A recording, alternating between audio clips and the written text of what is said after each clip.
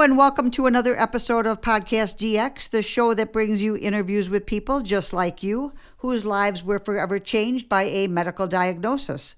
I'm Lita. Ron can't be with us today. And I'm Jean Marie. Collectively, we're the host of PodcastDX. On today's show, we're speaking with Caitlin Rose. Caitlin Rose is a theater major and plans to pursue a career as a Broadway actress. And we're catching her right at the beginning of her career, so keep us in mind when you become a star and you're up on that stage getting the Emmys. She is with us today to discuss type 1 diabetes. Hi, Caitlin. Hi, Caitlin. Hi, everyone. Caitlin, I think we've all heard about diabetes, but it seems that there's a great deal of confusion as to what exactly diabetes is and the different types of diabetes. Could you help us clear up that confusion? Sure. Type 1 diabetes is when the pancreas doesn't produce any insulin at all. Type 2 diabetes is when the pancreas produces too much insulin and too little insulin, or has difficulty getting the insulin going. Okay.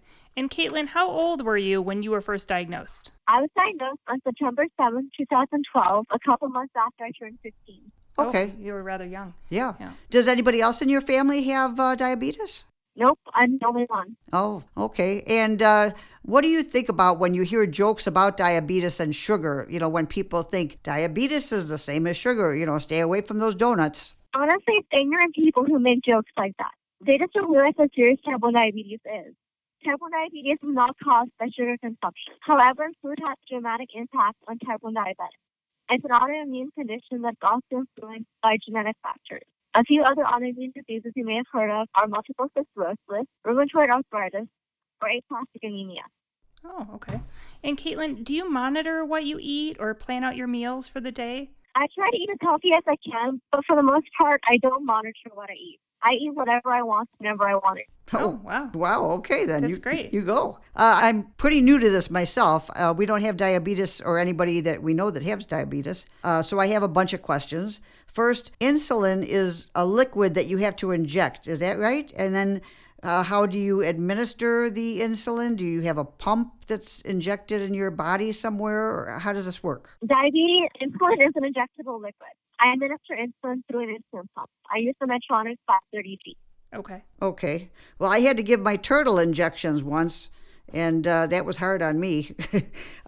Is insulin something that you have? It wasn't insulin, by the way. It was steroids, I think. Is insulin something that you have to mix up and prepare like a recipe ahead of time? No, you do not have to mix insulin. Okay. And then my last question, as far as like what is insulin, do you have to take it every day, twice a day? Whenever I eat or drink, I take a bolus, which is a small burst of insulin used to cover carbohydrates in a meal.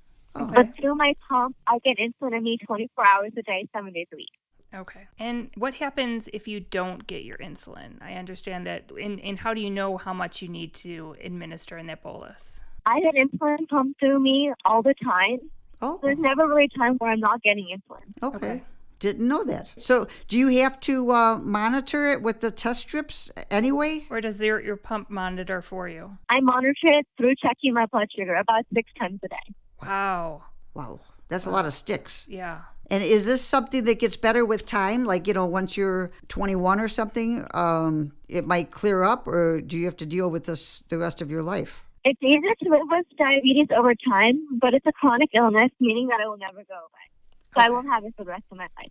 Okay. And does having diabetes impact your life in other ways? Are you able to travel freely, go on vacations, participate in different sports and things of that nature?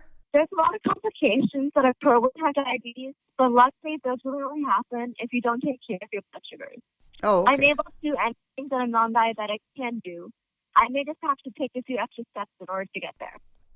Okay. Well, I know that diabetes can have an effect on the whole body. Mm-hmm. So being in the entertainment industry, what kind of steps do you have to take to keep yourself healthy? It's definitely a challenge having chronic illness and being in the entertainment industry. I try to eat a clean diet and attend all of my therapy appointments, both physically and mentally. I also try to make time every day for self-care. Okay. Some self-care things that I like to do are get my nails done, meet up with friends for coffee, do a facial, or listen to an audiobook.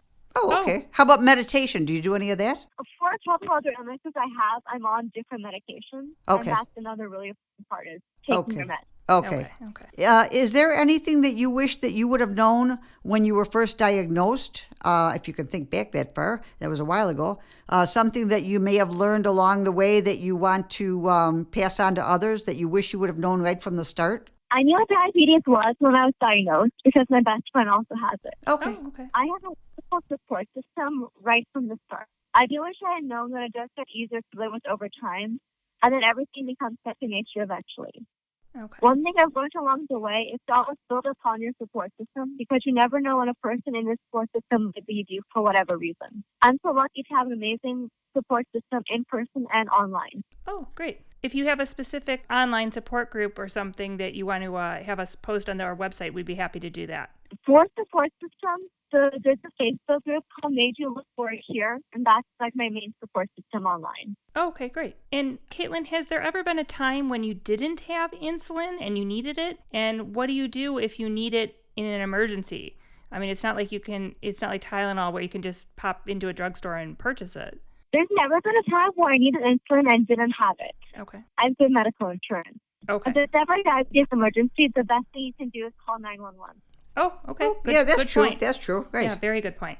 And I know there was a case recently in Michigan where the parents have 3 kids with type 1 diabetes and they can't afford the insulin because it can be rather expensive. And for some reason, the insurance wasn't covering it. Caitlin, what additional tips and advice do you have for our listeners? We have some extra time and you've got the mic. I bet that's not something that they let you do in the entertainment world. Well, maybe they give you control of the mic. Maybe. The biggest life tip I have for everyone who's listening is to be yourself and to be the buffalo. Be the buffalo? Be the buffalo means when buffaloes approach a storm, they go towards the storm instead of away from it. Oh. So my advice is to be the buffalo and to go towards the problems instead of running away from them. And if you want to learn more about diabetes, you can check out the website jdrs.org. Very good. Great. Thank you. Well, thank you for joining us today, Caitlin. How can our listeners learn more about you? You can find me on Instagram at Miss Caitlin Grace. Caitlin spelled Caiclin. You can also find me on YouTube at youtube.com/ForeverRose97. Forever Rose. Okay. Well, Caitlin, thank you for joining us today. We look forward to seeing your name in light, your face on the big screen, and all of that. And I don't think they win Emmys on Broadway, but... Oh, I don't know about these things. Okay. But in award ceremonies as well. Thank you so much for listening. All right. If our listeners have any questions or comments related to today's show, they can contact us at PodcastDX@yahoo.com, through our website, PodcastDX.com, on Facebook, Twitter, Pinterest, or Instagram. And if you have a moment to spare, please give us a 5-star review wherever you get your podcast. As always, keep in mind that this podcast is not intended to be a substitute for professional medical advice, diagnosis, or treatment. And always seek the advice of your physician or other qualified healthcare provider with any questions you may have regarding a medical condition or treatment and before undertaking a new healthcare regime. And never disregard professional medical advice or delay in seeking it because of something you've heard on this podcast. Till next week.